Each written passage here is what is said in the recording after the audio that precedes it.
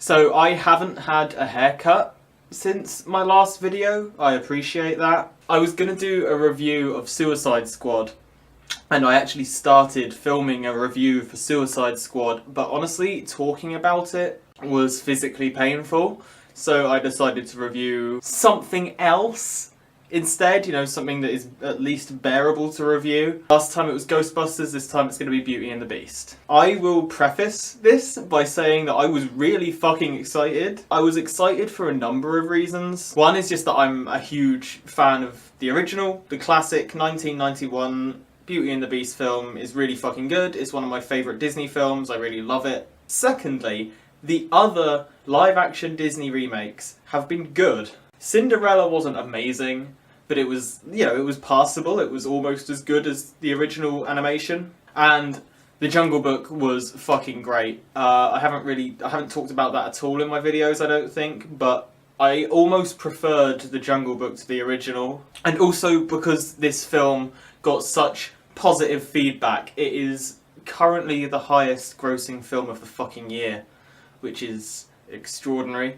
And the 10th highest grossing film of all time. So, you know, plenty of reasons to be excited for it, to want to see it, and I finally watched it, and it is fucking garbage. As with my last video, my Ghostbusters video, obviously there's going to be, you know, comparisons to the original, so I'm going to try and talk about it as a film, and then as a remake.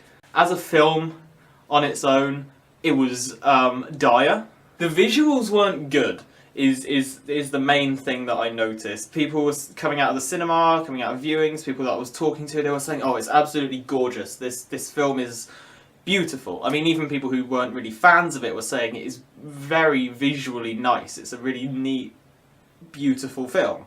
And I finished watching it, and I can't really agree.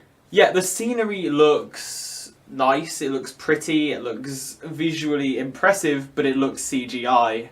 And the Beast looks... How can I adequately describe how the Beast looks? When the trailers came out, I thought the CGI for the Beast looked really fucking bad, but I decided that I wouldn't let that deter me, because the first teaser trailer, I think, came out in May 2016. The first proper trailer, I think, came out in about November, and the film wasn't out until February this year, something early. So they had a good 3 to 9 months, so roughly 6 months worth of post-production left. You know, after the release of the trailers, they had 6 more months to, like, tighten up all of the CGI, all of the special effects, make everything look nicer. There have been plenty of films where the CGI looked pretty tragic in the trailer and then looked good in the final film. I mean, it happened with the last couple of Hobbit films, it happened with Jurassic World. Even with Wonder Woman, they changed how some of the CGI looked just between trailers, so you know when you're watching a trailer that that's not necessarily how the film is going to end up looking. Wonder Woman, by the way, go and see. But I was really hoping that when I went to see Beauty and the Beast would look better than he looked in the trailer. I thought, they must have improved this, they must have touched it up a little, they must have added the last fine details, they must have added the finishing touches. From what I could tell, it was no different, which for me is bad. I also didn't really think that all of the sidekicks, all of the supporting characters like Cogsworth and Lumiere and Mrs. Potts, I didn't think they really looked good, because I thought the CGI for them was passable, but not realistic enough to make me think, oh yeah, it all blends in together as a perfect sequence where everything is as real as each other. Like, it never felt like Belle, played by a real human actress-ish, and all of these supporting characters were interacting in the same space. They felt very visually doctored. They felt CGI'd. Which brings me on to Belle, who, all in all, was exactly how I expected. I don't like Emma Watson. I never liked her in the Harry Potter films, probably because I never liked the Harry Potter films. In The Perks of Being a Wallflower, she was straight up horrendous and her accent was bad. I mean, the one saving grace of her performance in Beauty and the Beast, I would say, is that she didn't try and do the American accent again, because that made me want to die. But she can't really act. She has the same expression for most of the film. She's a lot like Daisy Ridley in that respect, except that I enjoy watching Daisy Ridley on screen and I enjoy her acting. And then her singing and the singing in general in the film, I think the best performance was still from Lumiere. Ewan McGregor was great in the film. I thought he was really good. His accent wasn't perfect, but it didn't need to be. I thought he was a good performance in the film, I'll give it that. But the singing was not very good. From Belle or the Beast, I was surprised that the Beast had a song, which is something that I'll go into more when I talk about it compared to the original. But I was surprised that he had a song. I wasn't annoyed that he had a song. I thought it was a nice little thing that happened in the film. But it was ruined. It was really not good. Because the Beast's speaking voice was already heavily digitally edited, I think. It sounded to me like it wasn't Dan Stevens, who I'm sure is a good actor, I haven't seen him in anything else, but it didn't sound like him doing a voice. It sounded like he had spoken normally, and then they'd gone on the computer and made him sound lower and more growly and gruff.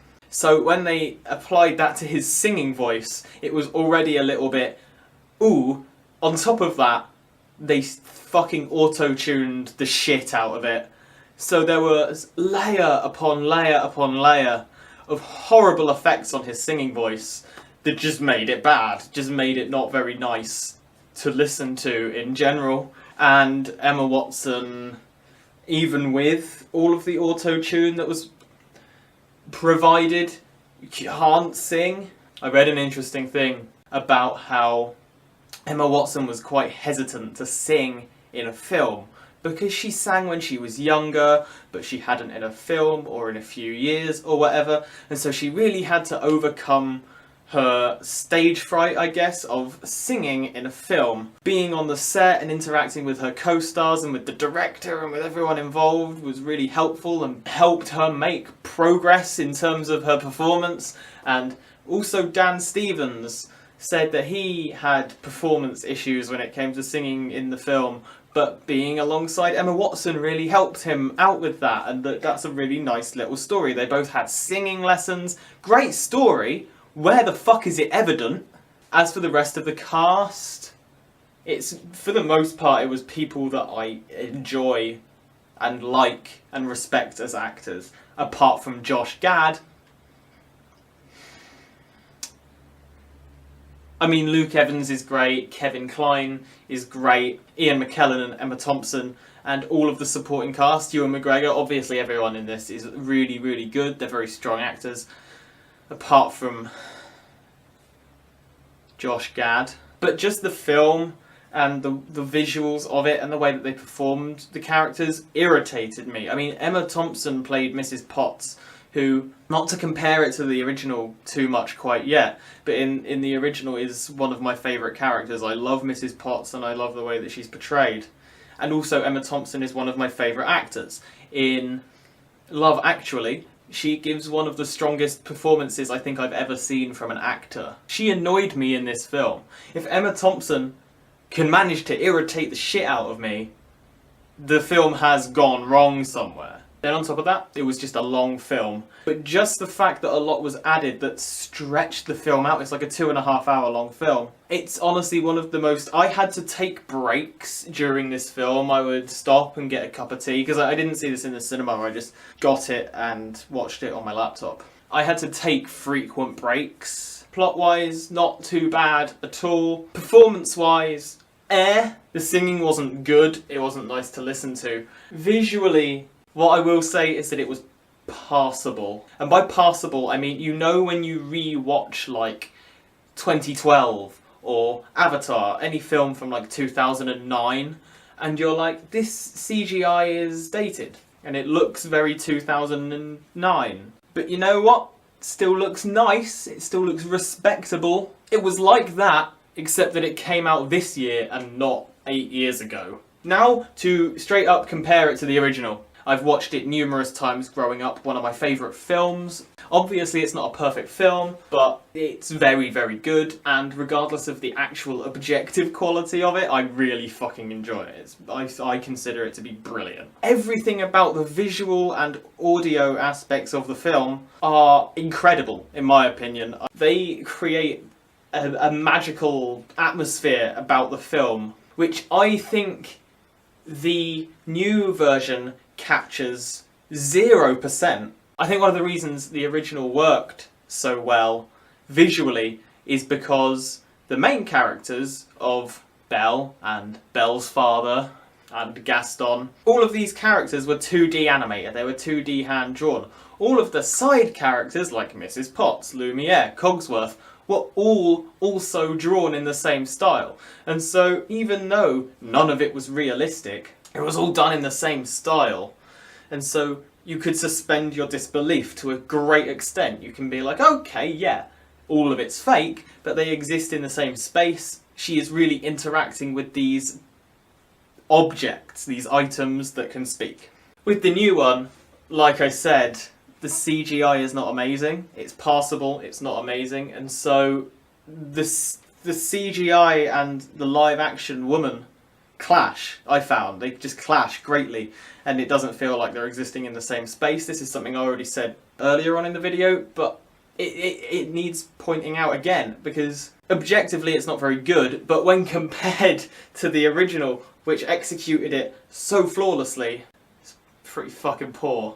And again, with the CGI of the Beast, I wouldn't have minded that much that the Beast didn't look very good if we didn't have the original. Because again, for one, the Beast and Belle were animated in the same style, and so there was no conflicting animation, or there was no sense of, hey, that's a real woman conversing with a CGI man, beast, animal. Whereas in the new one, I was very much like, that's a human actor interacting with what is presumably Dan Stevens with balls all over him. Also, okay, compared to the original, none of the voice cast can really stand up to the quality of the original cast, and I feel that that's just because I remember the original voices so distinctly. They're so ingrained in my mind and my memory that I'm like, hey, that's not Lumiere. Even though Ewan McGregor is great and does a fantastic performance, it doesn't feel like Lumiere or Cogsworth or Mrs. Potts or Chip. And so there's a part of me that's always going to be annoyed by these performances because they're not right. But especially when the performances just are inferior to the originals, which I think everyone, arguably besides Lumiere and Cogsworth, was. I have to talk about songs, and I wish I didn't. A lot of songs were added to this film that weren't in the original. When I say a lot, I don't actually know how many songs were added to this, but fuck, it felt like a lot. Most of them, to be fair, just kind of slipped under my radar. Her dad, Belle's dad, Kevin Kline, good actor, had a song in the film, and it didn't occur to me until a good while later that, hey, that wasn't in the original. I didn't notice that. Fair play. Most of them kind of glided by unnoticed, without obstructing the plot, without really getting in the way. Then we have a couple of songs which really fucked everything up. So one of them was the Beast song that I mentioned before, the one that the Beast has. Now, objectively, I didn't have a problem with the Beast having a song, because, you know, just the act of adding new songs to the film wasn't a problem. If you're going to make a shot-for-shot fucking remake and make it no different at all, then there's no point in remaking it. Change it up. Make it different. I appreciate that. And if there is a character in the original who didn't have a song that you want to give a song to in the remake, it makes sense for that character to be the Beast. Okay, so fine, you want to give the Beast a song. But like I said earlier, when I was discussing how Dan Stevens' voice has been so heavily edited, not a particularly nice viewing or listening experience. You can find the song pretty easily. I can't remember what it's called.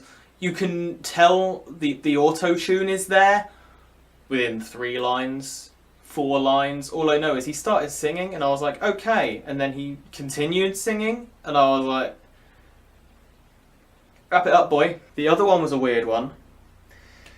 At one point, when the Beast is doing his whole, "This library is yours now," he reveals to Belle that he has this magical book, and it's all glowy, it's all swirly, it has like galaxies, and it's moving. It's like a Hogwarts book. It looks really nice, but it doesn't make sense. And what makes less sense than that is that this book is supposedly a gift from the witch. When she cursed him originally, another of the burdens that she placed on him was a magic teleport book. Now, besides, you know, the suspension of disbelief about this book existing, logically, if you were to punish a prince and all of his staff, you turn him into a beast, you turn them all into shit, what purpose would this book serve? Also, as far as we're aware, it's the only actual item that she gave him, besides, you know, the shitty rose. You just have to watch it, and I really hope that you don't, but I also really hope that you do, just so that you understand what the fuck I'm talking about. Made no sense.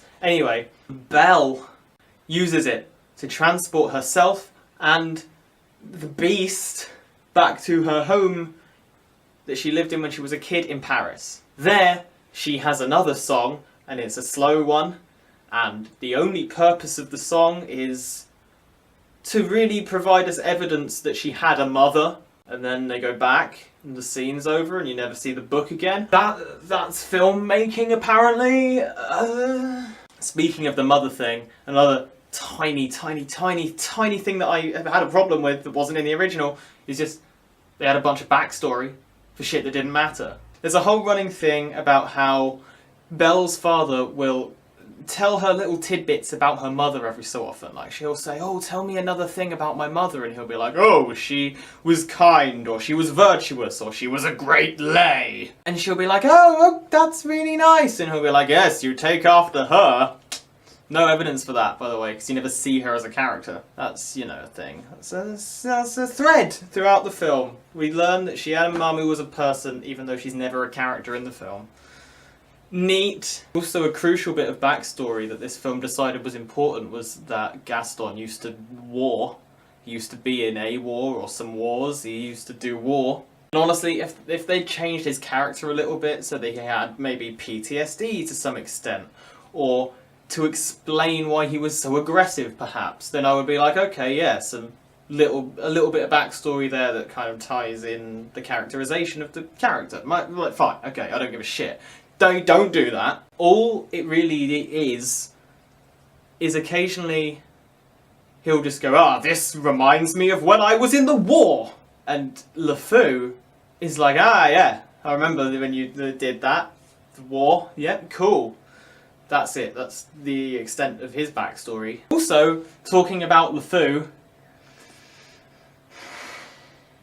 I kind of have to. Don't want to, but I have to. LeFou is fucking annoying. I really don't like Josh Gad, and this is bearing in mind that I liked LeFou in the original. He was a good comic relief character. I don't really like comic relief characters, but he did his job well in the original. Josh Gad only plays comic relief characters, and he doesn't do them successfully. To be fair, the only films I've seen him in are Frozen and Beauty and the Beast, both of which star him as the fucking comic relief. He's really bad in both. His song, Gaston, really good. It was in the original too. It's not quite on par with the original. It's not visually as striking or as nice or as smooth, and his performance of it isn't quite as good, but you know, Josh Gad at least can sing. He's not Emma Watson. So that was a nice little bit, but every time where he's an actual character and like talking, I wanted to kill him. Also, something that probably should be addressed is the big controversy surrounding LeFou being gay. Response to this falls into 5 categories. One is people who just don't give a shit. People who have no interest in that entire discourse, all of the argument, just people who don't care. The second one is people who are like, yes, finally, a gay character. Which is, you know, fair, understandable. Then there are people who don't like that the gay character is the joke character, or, you know, the one who is made a fool of, which is also valid. Then there are people who are like, ooh, I don't think we should be bending over to the political agenda, which is... Then we have the countries who like banned the film. That was weird. But the one consistent thread that has run through this discussion from people who've seen it, I read about this before I saw the film, and the one phrase that I kept seeing was the gay moment. And it was supposedly referring to this one moment in the film that happens and you're like, oh, he's gay! It was suggested and it was strongly hinted at, but now it's confirmed. That's a gay character. Wow, Disney are really making leaps and bounds. I don't remember there being a scene of such nature. As far as I can recall, LeFou didn't have a confirmed gay scene. If he did, I think it may have been written by J.K. Rowling. But yeah, most of the backstory and the extra songs were just to pad the runtime, is what I noticed. Not only did all of the changes made to Beauty and the Beast seem jarring and bad and really, really obviously shoehorned in, but also there were moments where I was like, this is over, right? No. It was honestly really, really, really hard. What probably didn't help was that this 2.5 hour long film probably took me about 3 hours to watch because it was so boring and dragged out for so long that I kept having to stop watching it, which made it drag out for longer, which isn't what you should be aiming for when you make a film, I think. Remember in the original when they have the ballroom dance scene where she's wearing that gorgeous yellow dress and Mrs. Potts is singing, and it's beautiful and striking and emotional? They try and replicate that scene in the new one, except Emma Thompson is bad, somehow. Again, they managed to make her bad. The dress is fucking ugly. The Beast looks fake, and just in general, the atmosphere of the scene just didn't do anything for me. There was no point at which I was like, oh, this is really... In the original, I was like, this is really sweet. A bit questionable, sure, but really sweet. During this one, I was like, cripes, this is really weird. It just feels wrong to be looking at. Just all of the visual clashes, all of the empty space. There's a lot of empty space in that scene which hasn't really been used, which I didn't like. Just visually, it's not very nice. I know this film is out on DVD now. If you're going to buy it on DVD, I would recommend save the money that you were going to spend on the DVD, and instead of spending it on Beauty and the Beast, maybe spend it on Get Out instead. That's a fucking good film. Or Trainspotting 2. Or the Lego Batman movie. That one is incredibly good. Or Power Rangers. Or, even better, wait until Wonder Woman is out on DVD and buy 17 copies of that, because that's the best film of the fucking year. Anyway, yeah, Beauty and the Beast. Visually very disappointing. It looked like it came out in 2009. The performances were really, really not nice or good. They added so much shit that it just really felt like a badly constructed film, and it felt like it went on for too long, and it felt jarring. And it's one of those films where you're watching it, and for me at least, I was watching it and I was thinking, I wish I was watching the original instead. If I had to praise anything about this film, a couple of the performances, Luke Evans, who I haven't mentioned yet. Luke Evans as Gaston is really fucking good. He's a really good performance in the film. Ewan McGregor, best performances in the film. Sometimes the CGI is really stunning, sometimes it is really nice, sometimes it looks really seamless. Other times, like with the wolves, it looks like they made it in clip art. Definitely the worst film I've seen this year. With the worst new film I've seen this year, you know, the worst 2017 film that I've seen. You should watch a different film.